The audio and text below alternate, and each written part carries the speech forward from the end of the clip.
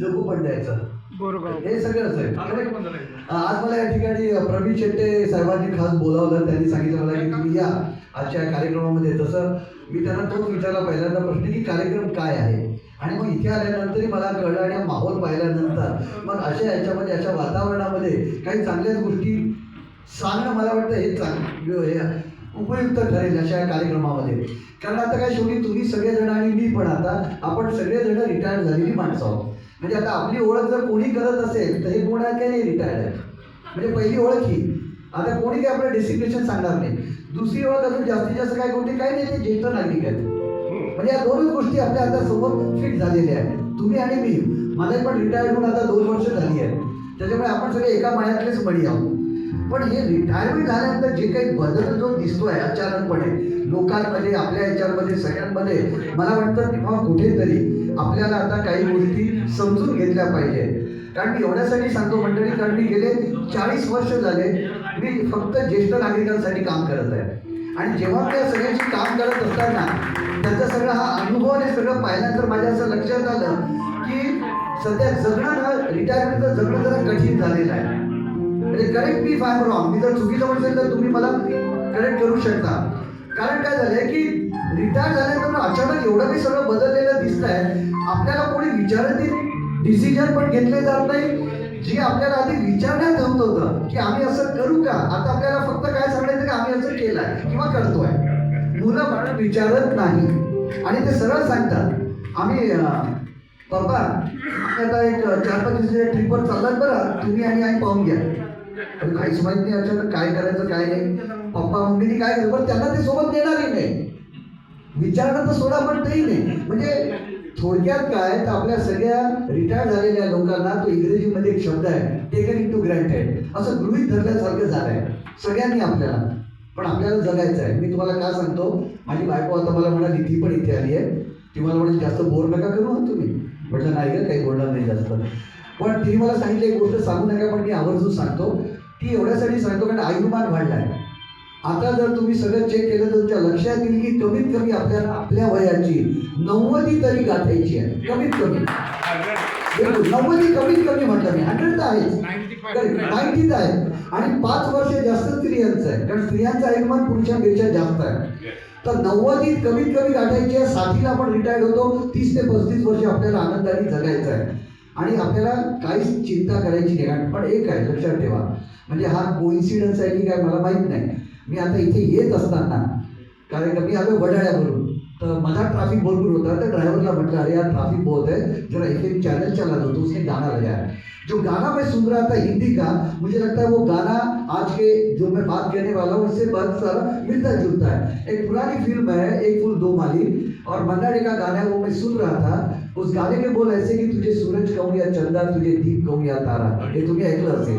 इस गीत में देखो आगे कहा गया है कि आज उंगली थाम के तेरी तुझे मैं चलना सिखलाऊं, कल हाथ पकड़ना मेरा जब मैं बूढ़ा हो जाऊं. हे गाण्याचे बोल नाही आहे मंडळी. हे प्रत्येक आई वडिलांची अपेक्षा आहे जी त्यांनी मुलाबाळांकडून केलेली आहे. पण आता ती अपेक्षा पूर्ण होते का? हे गाणं मला एकेकाळी खूप आवडायचं पण आता मला एवढं आवडत नाही. मला नाही आवडत. पण एक लक्षात ठेवा, म्हणून जसं आपण रिटायर्ड होतो वय वाढतं ना तसं तसं आपण ना अपेक्षा कमी ठेवल्या पाहिजे. निवृत्त झाला म्हणजे विरक्त झाला असं नाही. निवृत्ती आणि विरक्ती वेगळी गोष्ट आहे पण आसक्ती मात्र कमी केली पाहिजे. आता हळूहळू आपण सगळं सोडून द्यायचं आहे. वय वाढतात तसं सोडून द्यायचं आणि आनंदाने जगायचं आहे. कारण आता आपल्याकडे भरपूर वेळ आहे. बाकीच्यांकडे कोणाकडे काही वेळ नाही. कोणी आपलं ऐकणारही नाही. सांगितलं तर लगेच माहिती आहे ना आता बसा ना चूप. आम्ही आहोत. आई मोठी झाली आता मी, मला कळतं. तुझं तू पाहा ना, मी पाहून घेईन माझं. पण आपण तयार आहोत काय ऐकायला?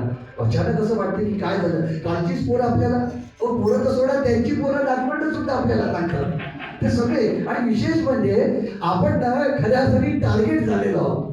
कोणी येऊन आपल्याला सांगतं आणि काय करा. आणि विशेष म्हणजे आता असं करू नका तसं करू नका. No carbohydrates mamma. बाबा किती पोळ्या खाता तुम्हीची? भात बंद करा बरं.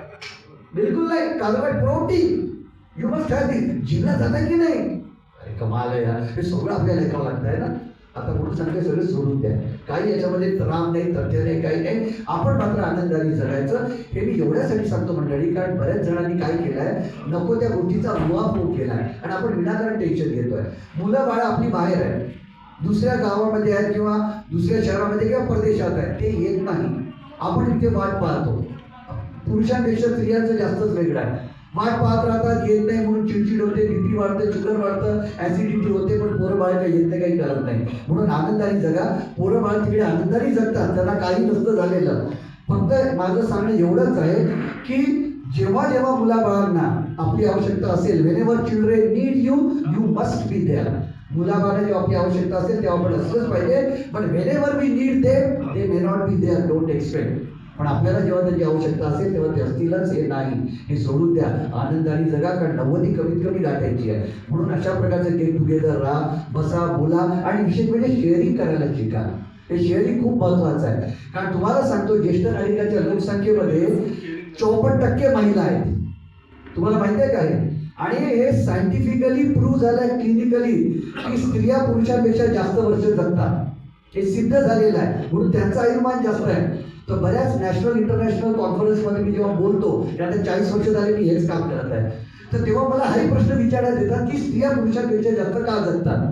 तर मी गमतीने काय होणार, परत रिझन देतो वेगवेगळे आमच्या सायंटिफिकली सगळ्या गोष्टी. पण एक गोष्ट मी गमतीने नेहमी सांगतो, ऑन अ लाईटर नोट मी नेहमी सांगतो, स्त्रिया पुरुषांपेक्षा जास्त का जगतात, कारण स्त्रिया नेहमी बोलत असतात.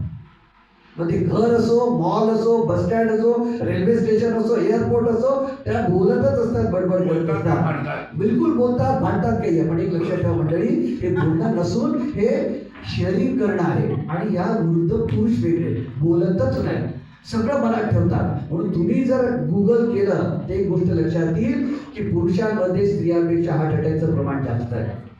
आणि मी नेहमी सांगतो, हार्ट अटॅक, कोलेस्ट्रॉल वगैरे काही नाही. आपण जे काही बोलत नाही ना, शेअर करत नाही, मनात ठेवतो सगळं, त्याचाच हा स्फोट आहे. म्हणून आता बोलायला शिका. कारण स्त्रिया जेवढ्या बोलतात ना, त्या शेअर करत असतात, भावना व्यक्त करत असतात. आणि या बोलण्याला शेअरिंग करायला इंग्रजीमध्ये एक चांगला शब्द आहे अजून एक, त्याला म्हणतात to व्हेंटिलेट. And that is why I always tell everybody, if you ventilate yourself regularly, you will not be on ventilator at all, my dear. लक्षात ठेवा. आयुर्मान वाढले, आनंदाने जगायचं, तब्येतीची काळजी घ्या, मजेत राहा, असेच हसत खेळत राहा, असेच कार्यक्रम करा आणि मला बोलवत राहा. आज या ठिकाणी मला बोलावलं याबद्दल शेटे साहेब तुमचे आणि आपल्या सगळ्यांचे मनपूर्वक आभार. आपल्या सगळ्यांची ओळख झाली, खूप बरं वाटलं. एक रिटायर्ड म्हणून मी सांगतो, जिंदगी बहुत हसीन है, बहुत खूबसूरत है, इसे प्यार करना सीखो. कारण मंगेश पाडगावकरांनी म्हटलंय की या जन्मावर, या जगड्यावर शतदा प्रेम करावे. तुमचं माझं आपल्या सगळ्यांचं जीवन खूप सुंदर आहे. आपण फक्त प्रेम करायचं, प्रेम द्यायचं, बरोबर. कोणी घे न घे वो छोड दो.